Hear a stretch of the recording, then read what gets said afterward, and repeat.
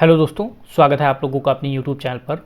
आज के इस वीडियो में हम लोग डिस्कस करने वाले हैं 23 जनवरी का पेपर 1 यानी कि 23 जनवरी का जो प्राइमरी लेवल का पेपर हुआ था उसमें जितने भी मैथमेटिकल क्वेश्चन पूछे गए थे उन सभी को हम लोग यहाँ पर एक एक करके डिस्कस करने वाले हैं। पहला क्वेश्चन आप लोगों को स्क्रीन पर दिख रहा होगा। श्रीकांत ने ट्यूलिप के फूलों का एक गुच्छा खरीदा जिसमें 5 गुलाबी, 10 लाल, 12 पीले और 4 सफ़ेद फूल हैं। यदि प्रत्येक ट्यूलिप के फूल में 6 पंखुड़ियाँ हैं तो उस गुच्छे में कुल कितनी पंखुड़ियाँ हैं।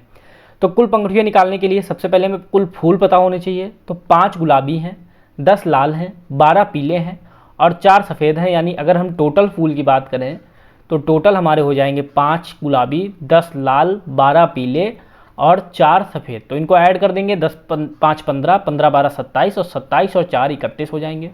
तो टोटल जो फूल हैं उनकी संख्या हमारी आ गई 31। अब कह रहा प्रत्येक ट्यूलिप के फूल में 6 पंखुड़ियाँ हैं तो उस गुच्छे में कुल कितनी पंखुड़ियाँ हैं। तो पंखुड़ी हम लोगों को निकालनी है, कितनी पंखुड़ियाँ हैं टोटल। तो अगर एक गुच्छे में आती हैं 6 पंखुड़ियाँ, कह रहा एक फूल में अगर 6 हैं तो 31 फूल में कितनी होंगी, ज़्यादा हो जाएंगी, यानी 31 में 6 गुना हो जाएंगी। तो ये हमारा हो जाएगा 186 पंखुड़ियों की टोटल संख्या। ऑप्शन नंबर 4 हो जाएगा, क्योंकि टोटल हम लोगों को फूल पता है 31। एक फूल में 6 पंखुड़ी, एक में अगर है 6 तो 31 में कितनी होंगी, ज़्यादा हो जाएंगी, यानी 31 गुणे 6। तो 31 गुणे 6 हमारा होता है 186। इस क्वेश्चन का राइट आंसर ऑप्शन नंबर 4 हो जाएगा। नेक्स्ट है घटते हुए क्रम में लिखी संख्याएं। तो घटते हुए क्रम का मतलब होता है अवरोही क्रम, बढ़ते हुए क्रम का मतलब होता है आरोही क्रम। तो ये आप लोगों को इस तरीके से भी क्वेश्चन का पूछ लिया जाता है कि अवरोही क्रम में लिखी संख्या है या आरोही क्रम में लिखी संख्या है। यहाँ पर हमें सीधे सीधे लिखा है घटते हुए क्रम में संख्याएं, यानी कि सबसे बड़ी, फिर उससे छोटी, फिर उससे छोटी, फिर उससे छोटी। तो ये 3568 है, फिर सेकंड ऑप्शन में 5249 है, थर्ड में 1248 है, फोर्थ में 5249 है। यहाँ पर हम लोग देख रहे हैं ये और ये तो कैंसिल हो गया क्योंकि 5249 हमारी बड़ी है, तो दूसरा और फोर्थ ऑप्शन बचा। फिर 3568 आएगा तो 3568 आ गया दोनों जगह। फिर यहाँ पर 2542 आया है और यहाँ पर 2250 आया है। तो हम लोग जानते हैं 25 जो 2250 है वो 2542 से छोटी है, यानी कि 2542 के बाद 2250 आएगा यहाँ पर और फिर 1248 आएगा। तो ये वाला राइट आंसर हो जाएगा और ये वाला हमारा गलत हो जाएगा। तो इस क्वेश्चन का राइट आंसर हमारा ऑप्शन नंबर 2 हो जाएगा। सबसे बड़ी संख्या 5249, नेक्स्ट है 3568, नेक्स्ट है 2542, नेक्स्ट है 2250, नेक्स्ट है 1248। नेक्स्ट है केले के पहले गुच्छे में दूसरे गुच्छे के केलों की संख्या से 1/4 केले अधिक हैं। यदि दूसरे गुच्छे में पहले गुच्छे के केलों से 3 केले कम हैं तो पहले गुच्छे में केलों की संख्या ज्ञात करिए। तो यहाँ पे कह रहा है कि पहले गुच्छे में दूसरे गुच्छे के केलों की संख्या तो के से 1/4 अधिक है। तो दूसरे में अगर हम लोग मान लें x केले हैं तो पहले गुच्छे में कितने हो जाएंगे, 1/4 अधिक है, यानी कि x प्लस x/4 हो जाएगा, यानी कि 5x/4 हो जाएगा। क्योंकि एलसीएम ले लेंगे तो 4x और x मिलके 5x बना देगा, 5x/4 हो जाएगा।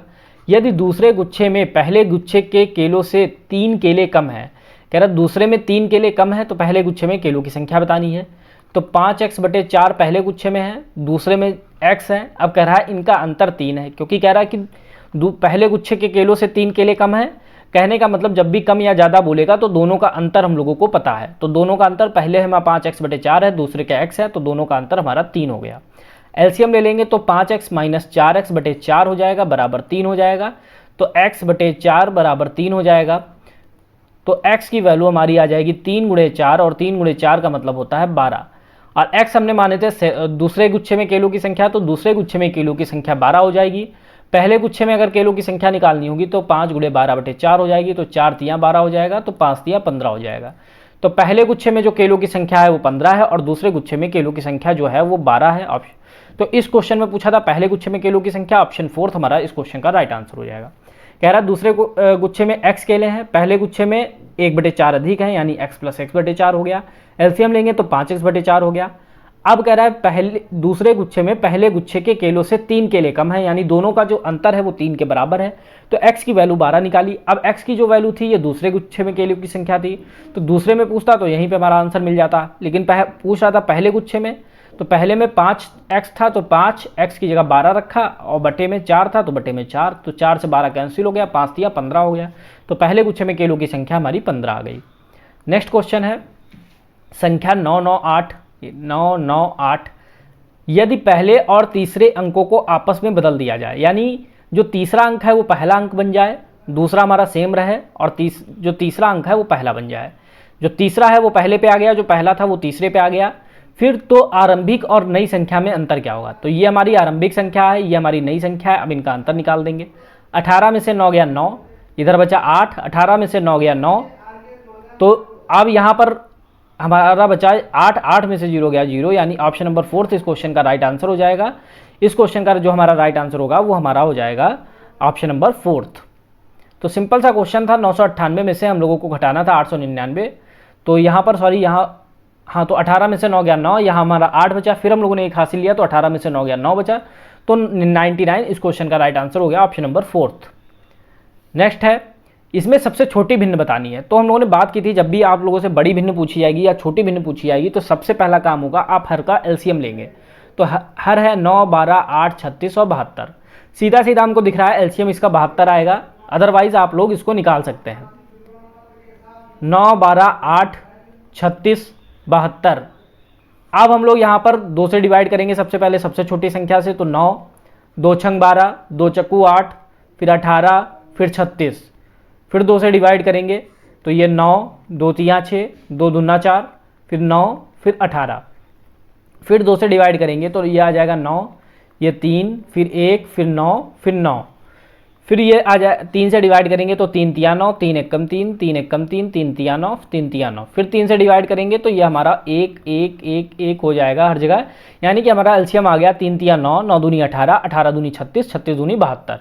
डायरेक्ट भी हम लोग निकाल सकते थे, बाकी अगर आप लोगों को पूरा मेथड से निकालना है तो आप लोग इस तरीके से इसका एलसीएम निकालेंगे।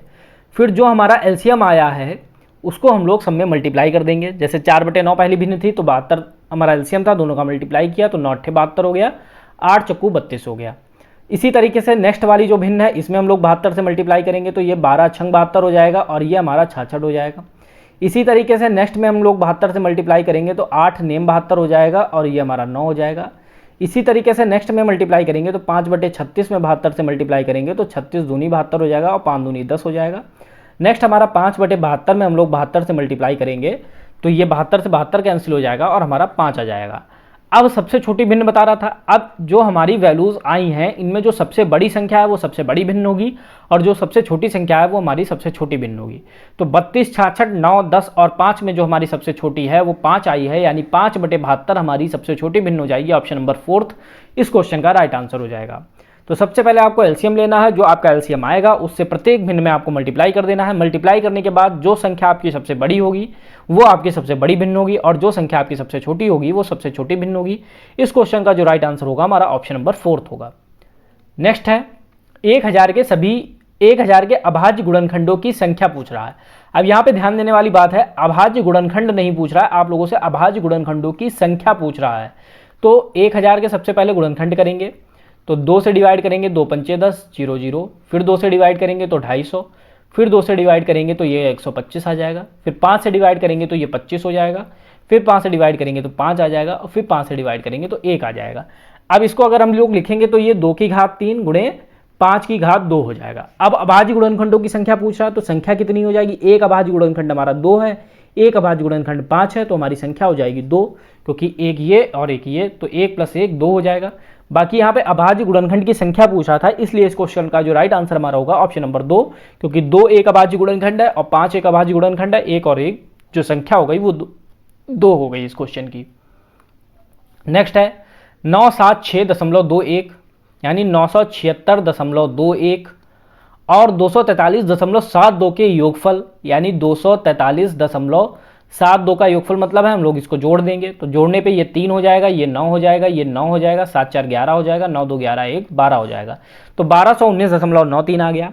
में से 921.20 और 212.85 का योगफल यानी 921.20 और 212.85 का योगफल, तो ये योगफल हमारा 5 आ जाएगा, 8 2 10 हो जाएगा, 2 1 3 1 4 हो जाएगा, 2 1 3 हो जाएगा, 9 2 11 हो जाएगा।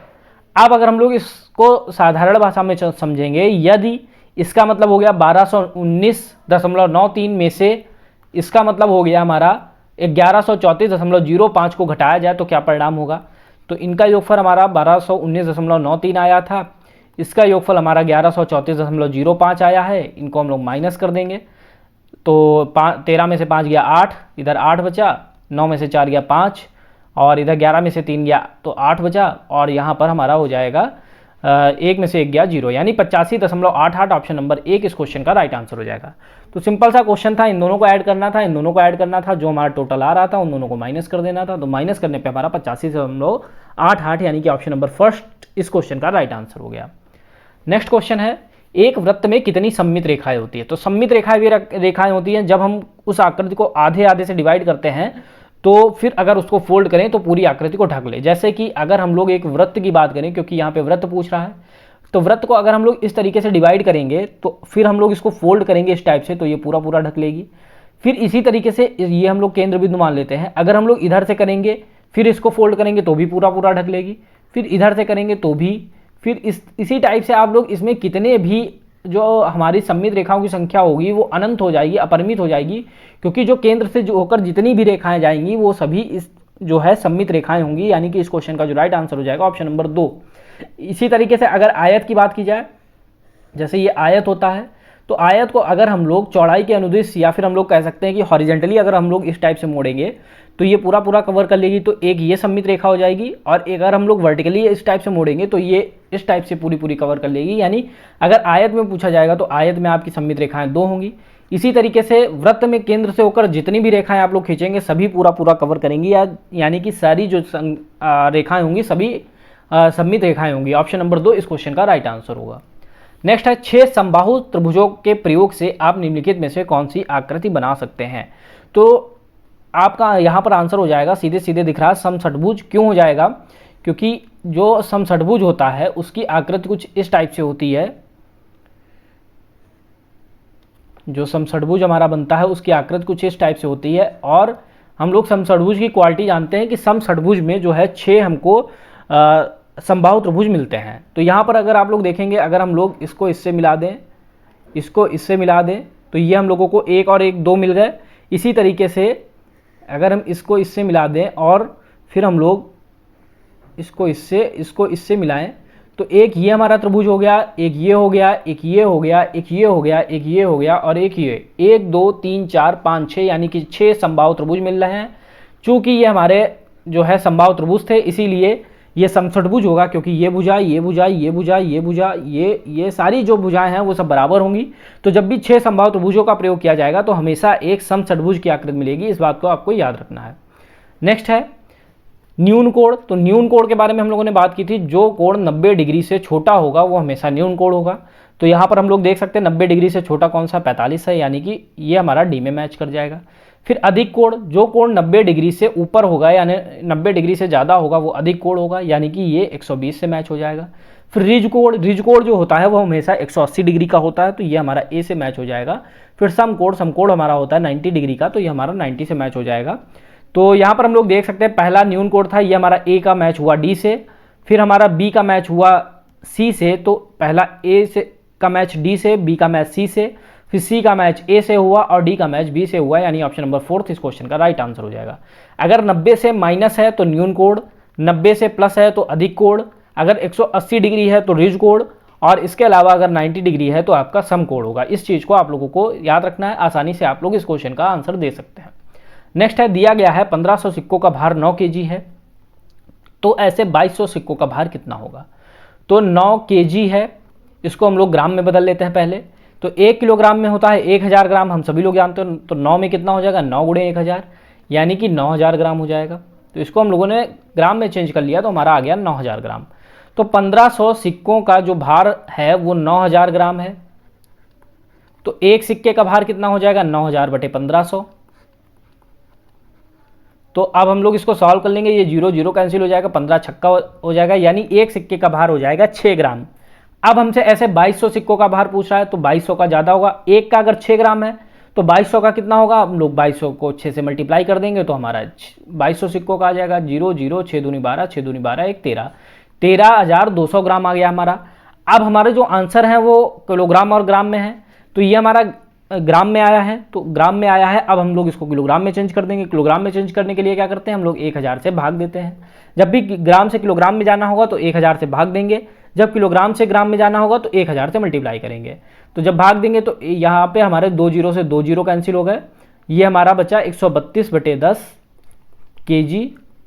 तो 110, ये हमारा यहाँ पर एक जीरो है तो हम लोग एक अंक बाद दशमलव लगा देंगे, यानी कि 13.2 kg हो जाएगा, यानी मतलब हो जाएगा 13 किलोग्राम 200 ग्राम। ऑप्शन नंबर 2 इस क्वेश्चन का राइट आंसर हो जाएगा। बाकी आप लोग डायरेक्ट भी कर सकते हैं, 1500 सिक्कों का भार 9 kg है, तो यहाँ पर आप लोग 9/1500 हो जाएगा एक का, और 9/1500 × 2200 हो जाएगा, डायरेक्ट आपका किलोग्राम में आ जाएगा। बाकी अगर आप लोग ग्राम में चेंज करके लगाते हो तो इस तरीके से आपका लग जाएगा 9 × 1000 9000 ग्राम हो गया, तो 1500 का 9000 ग्राम है तो एक का हो जाएगा 9000/1500 यानी 6 ग्राम। तो 2200 का हो जाएगा 2200 × 6 यानी कि 13200 ग्राम। अब 13200 ग्राम का मतलब होता है 13.2 किलोग्राम, यानी कि ऑप्शन नंबर दूसरा इस क्वेश्चन का राइट आंसर हो जाएगा। नेक्स्ट है, सीमा ने 5.1 मीटर लंबाई की साड़ी खरीदी, यानी टोटल जो लंबाई है साड़ी की इस टाइप से वो 5.1 मीटर है। उसके पास एक ट्रेसिंग पेपर है 30 सेंटीमीटर लंबा, तो 30 सेंटीमीटर लंबा है और ये हमारा मीटर में है। सबसे पहले तो हमें इसको सेम उसमें करना पड़ेगा। आगे कह रहा है इस ट्रेसिंग पेपर की सहायता से भी इस साड़ी की एक लंबाई को डिजाइन से ट्रेस करना चाहती है, जिसे वह बाद में पेंट करेगी। उसे कितनी बार इस ट्रेसिंग पेपर का प्रयोग करना होगा कि उसका उद्देश्य पूरा हो जाए। तो 30 सेंटीमीटर का मान लो एक ऐसे है, इसी तरीके से एक ऐसे ऐसे ऐसे इस तरीके से उसको करना है, तो वो कितनी बार उसका प्रयोग करे कि 5.1 जो है पूरा पूरा कवर हो जाए।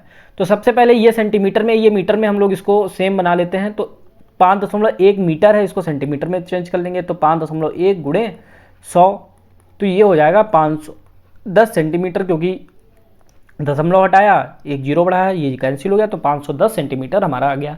तो 5.1 मीटर का मतलब हो गया 510 सेंटीमीटर। अब टोटल उसको लंबाई पता है 510 सेंटीमीटर है, और जो ट्रेसिंग पेपर है वो 30 सेंटीमीटर लंबा है, तो कितनी बार प्रयोग करना होगा, यानी अगर हम लोग 30 सेंटीमीटर से भाग दे दें तो हमारा आंसर आ जाएगा।